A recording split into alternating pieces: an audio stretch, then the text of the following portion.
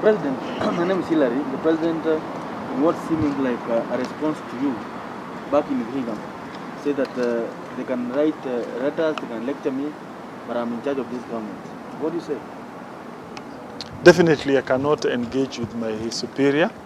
I strongly I agree with his sentiments, and it will be impolite for me to engage with my boss. Thank you. Mheshimiwa, one of the serious criticism has been the letter was meant for the president, but it ended up in the press. Is that how you talk to your superior? Did you copy the letter to the president, or did you leak to the media? What happened? And who leaked? Who leaked? Who leaked? Well, I cannot really tell that. Yes, I think that's an issue which I've expressed myself. I think we also need to understand the context of that letter. That letter was supposed to pass through Mr. Raphael Tuju. He is the Secretary General of the party. He is the custodian of all records of the party. It was then also copied to my majority leader, who is technically my colleague in the Senate. And therefore, for me, I think I did write that letter in good faith. By the way, let me tell you also. Now, surely I don't know. It could be between the two. No, please don't speculate. Please don't speculate. You'll be sued for defamation. Let me comment something. This is not the first time I'm raising matters concerning problems of BBI in our region. It's not the first time.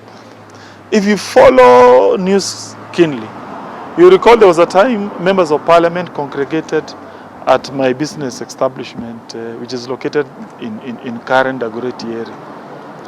And several members of parliament had attended. These are the issues we discussed.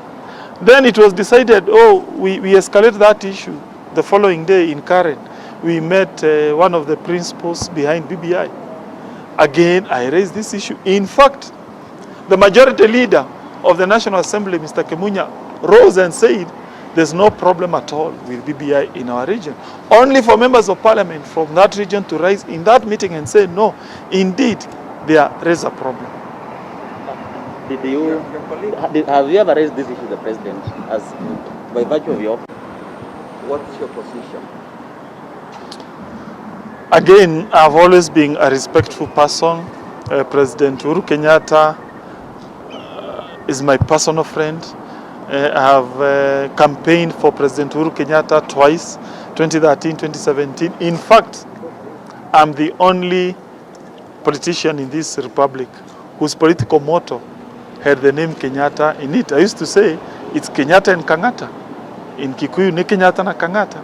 So I've been a strong supporter of President Uhuru Kenyatta. So if for any reason that was to occur, there's nothing I can do. I just thank the party. For that period, I have served them as their leader. And I will remain respectful to my superiors and the authorities. I cannot enter into an arena of fighting with my boss, but I only strongly believe it is important as political leaders to say the truth, to report the truth, and to be honest and candid in our endeavor when it comes to matters like this one, which has potentiality to embarrass the government. By the way, I did not imply necessarily BBI will fail. You know, BBI can... No, I didn't say that. You said it. No, I think you ought to read that letter. You know, BBI can fail in Mount Kenya and it get endorsed in other regions. True or false? Of course. My observations were restricted to Mount Kenya region only. So it is possible for BBI to get endorsement in other regions, but it fails in Mount Kenya. That would have serious political repercussions on the government. Serious political repercussions, because it will mean there's a problem of government legitimacy in our region, where I come from, where my president, whom I love so much, comes from. To me, that's my main concern. It's not really the issue of BBI passing or not. It is how what political message will be sent if it turns out BBI gets problem in our region. Some critics say you are already a mole to Tanga while you are in Jubilee. Well, responding to that, also respond to people saying you might be shifting your allegiance to Ruto, in that you are supporting even what he's saying about BBI. Multiple places and so. Yes, I think that's not the problem when it comes to matters constitutional. When good proposals come from whichever side, you now weaponize them. Instead of looking at the merit of a proposal, you start to bastardize that proposal just because it is coming from a certain quarter. That is the problem we have in this issue. Let me tell Kenyans that Kenya has had 3 constitutions. The 1963 constitution, the 1969 constitution, and the 2010 constitution. The most disliked constitution is the one of 1969. Why? Because it was pushed through Kenyans in a very partisan manner. It killed devolution. It started to undo democratic tenets of multipartyism. Ultimately, it started to whittle down our human rights. But the 1963 constitution and the 2010 constitution, the reason why they had a very good high rate of approval, it is because they were passed in a manner that was quite inclusive, where every Kenyan was involved.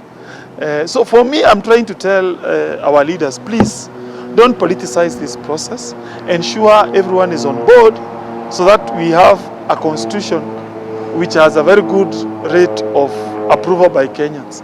So as to whether I'm shifting my political allegiance, let me tell Kenyans, myself as a whip, I believe in one united Jubilee. I work for the Jubilee Party. I work without considering those factions. I don't believe in divisions. I don't believe in hatred.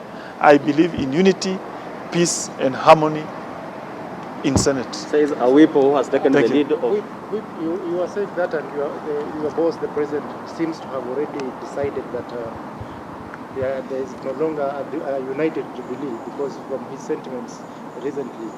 Why are you sort of in disagreement with your boss? You see, let me tell you one thing. As a whip, I'll be measured on the basis of my output as a whip here.